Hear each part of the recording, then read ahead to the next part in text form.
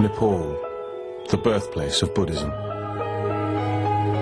A magical and mysterious land in which legends such as the fabled Shangri-La and the elusive Yeti have dominated culture for generations. But a new story has emerged. One that is being seen as a modern miracle, something only possible through the spiritual power of Buddhism. It's a phenomenon that people draw great pride and inspiration from here. Ram Bonjan, a 15-year-old boy, has been meditating in dense jungle without food or water for 10 months.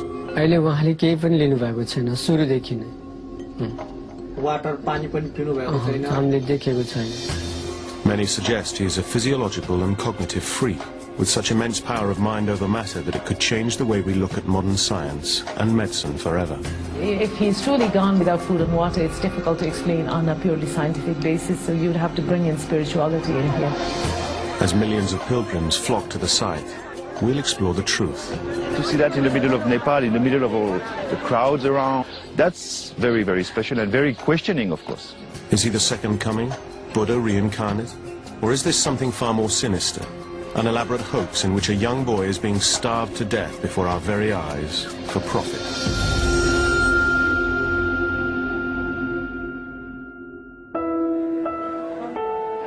Many people fast for religious or health reasons for short periods of time, but they never reject all sustenance. The longest a person can go without food has been documented as being around 2.5 months before you die of starvation. In an open environment, breathing normally with warm air surrounding you without any fluid at all, you would last between 4, perhaps 5 days. Ram Bonjan has not eaten and, more importantly, not drunk anything for 10 months. By filming him continuously over the next 4 days, we will investigate this phenomenon and discover whether a human being can live without food and water. It would be impossible to meditate for that long without food and water. I studied similar cases in the past, and this is possible. Through his deep meditation, he's gone into a hibernating state, and he is living on spiritual energy. I can't accept that. It goes against what I know about how the body works, about the nutrition that you need. He's getting food and he's getting fluid from somewhere. Ram has never been scientifically tested. He sits undisturbed as millions watch his every move. If he did the same thing in Birmingham or in Baltimore, I'm not sure that the society would perceive him in the same way. Why isn't he in school? Why doesn't he get a job? He should be doing something. Nepal is a country relatively untouched by the global market, where 90% are devout Hindus and 10% Buddhist. I think it's a great story for Nepal. I mean, I think it comes to the right time. Nepal is in a state of political turmoil.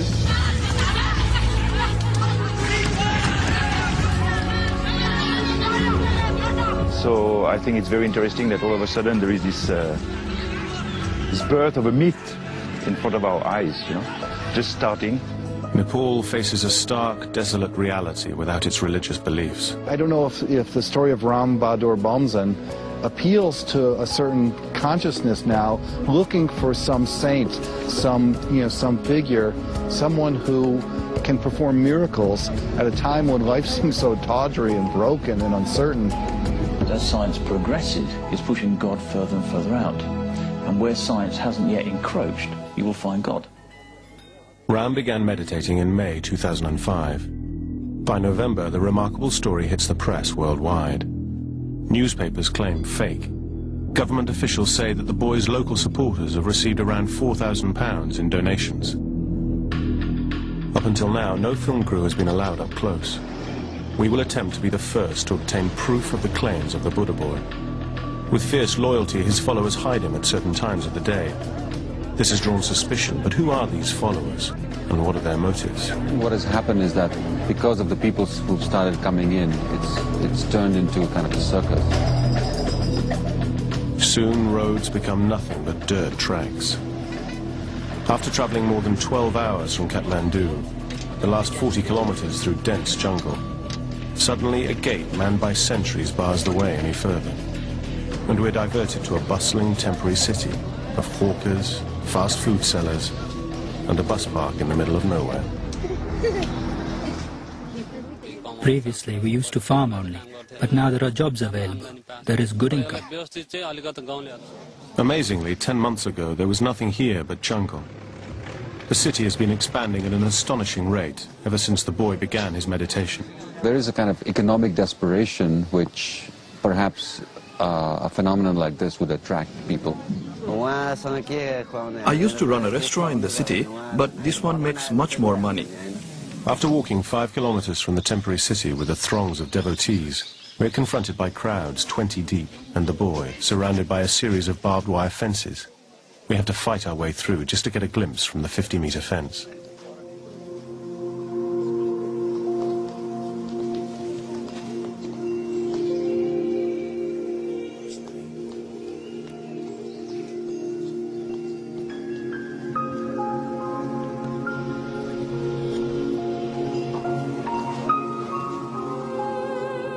People have come from far and wide. Many have walked for days. Some give offerings, others pray, or give donations. We need to get closer than the fence is allowing us, and soon realize that Ram's eldest brother is running the site. Granjaji Bonjam leads the committee, an 18-strong self-appointed group set up to protect the boy's welfare, and it will be his decision if we are allowed to film. Today I'm busy. Maybe tomorrow is a good day. Finally, he lets us film inside the 50-meter boundary.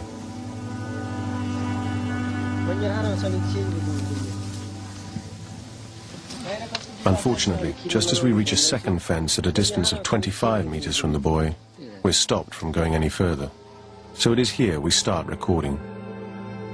By the end of our first day, Ram has not moved a muscle since we began filming 8 hours previously. If you wanted to prove that he really wasn't taking any fluid at all, you would have to film continuously for at least 4 to 5 days. At 10 p.m. we are moved back to the 50-meter fence, too far away for our infrared cameras to pick out the boy. Without water, even under reasonably good conditions, you're talking about lasting no more than about 4 days. He's trapped behind a gate padlocked by the brother. He has the only key. It is the only access in or out. By staying at the site and continually filming, we hope to find some clues to support Buddha Boy's remarkable claim. In Nepal, Ram Bonjan, a 15-year-old boy, has been meditating in the hollow of a tree for 10 months. He plans to continue for 6 years. I do know of a case of a medical student who did survive without food for something like 43 days, but he was able to survive on snow. So far, his supporters claim he has not eaten or drunk anything. I get the feeling this is going to be slightly different than some of the other Hindu scams that have happened. Some of these are not genuine holy men. They have long beards and then they smear themselves in ashes and then they would be in cahoots with the local villagers. This one, I think, will carry on a bit. We're into our second day, 27 hours into filming. Still not enough to prove if this is a miracle or a scam. To find out the truth, we're staying on site day and night to film continuously for another 69 hours, as this is the time it takes for an average human being to die without any water. Like 70% of the body is water. Without it, it would affect every physical functioning of the body. By day 2, you start to cannibalize the stores of protein that you have. I would say from day 2, your skin is going to get rough, cracks appearing at the corner of the lips, and the skin will lose its color and the brightness and the elasticity. So far, we have not seen any of these physical changes in the boy's appearance. He is surviving on nourishment. The question is, what kind of nourishment? We can't, as Westerners, tap into using spiritual force and spiritual energy for nourishment. That's the key here.